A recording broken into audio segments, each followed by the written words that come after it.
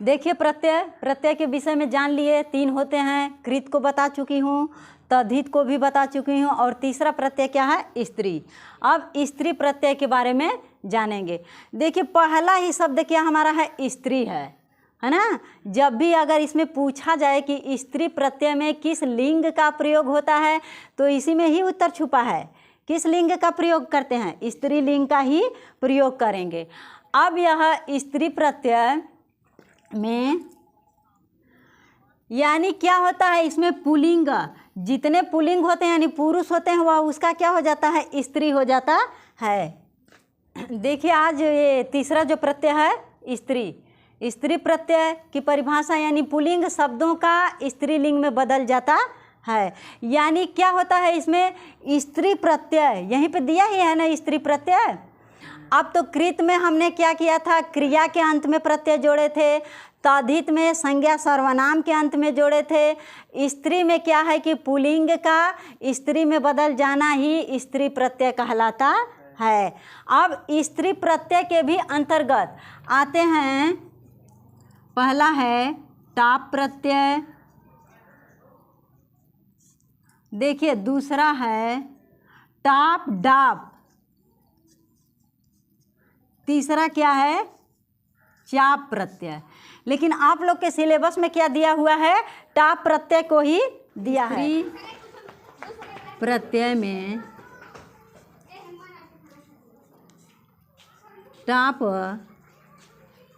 प्रत्यय जोड़ने पर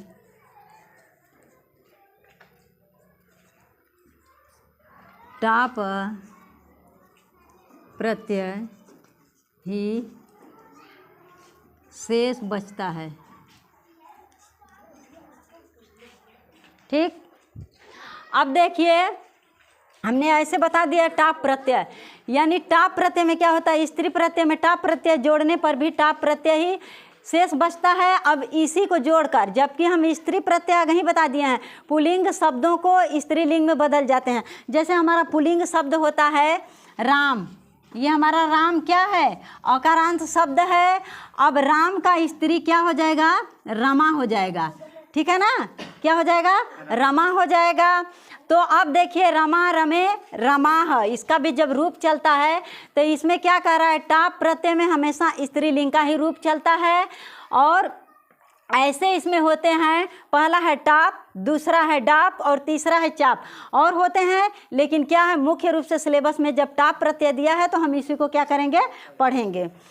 तो अब देखिए जैसे इसमें हमने टाप के अंतर्गत बता दिया कि राम है, यहाँ पे स्त्री क्या हो गई है, रमा हो गई है। तो इसमें क्या कह रहा है कि पुल्लिंग शब्दों का यानी स्त्रीलिंग में बदल जाता है। जैसे हमारा एक ठो टाप प्रत्यय जोड़ेंगे तो यहाँ पे शब्द क्या बन रहा है, अश्व, अदादिगण होकर के शब्द बनता है ना। तो अश्व, अश्व माने क्या होता है, अश्व माने क्या होता है, घोड़ा होता है।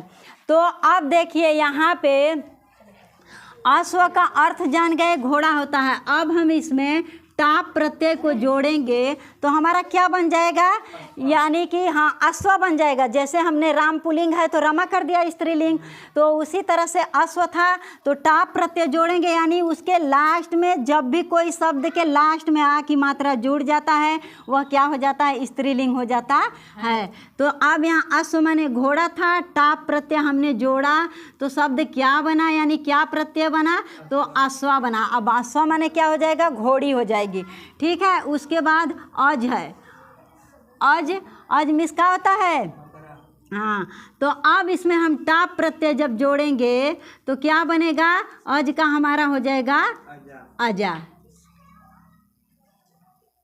ठीक, अब आ गया ना समझ में, यही लास्ट है, यही इम्पोर्टेंट भी है इसमें स्त्री के अंतर्गत। और प्रत्यय क्या है, सब समाप्त हो चुके हैं। अब अगले दिन हम लोग क्या करेंगे, आज के लिए बस इतना, प्रत्यय समाप्त हुआ। अब अगला जो पार्ट में सिलेबस में चैप्टर दिया है उसको हम बताएंगे।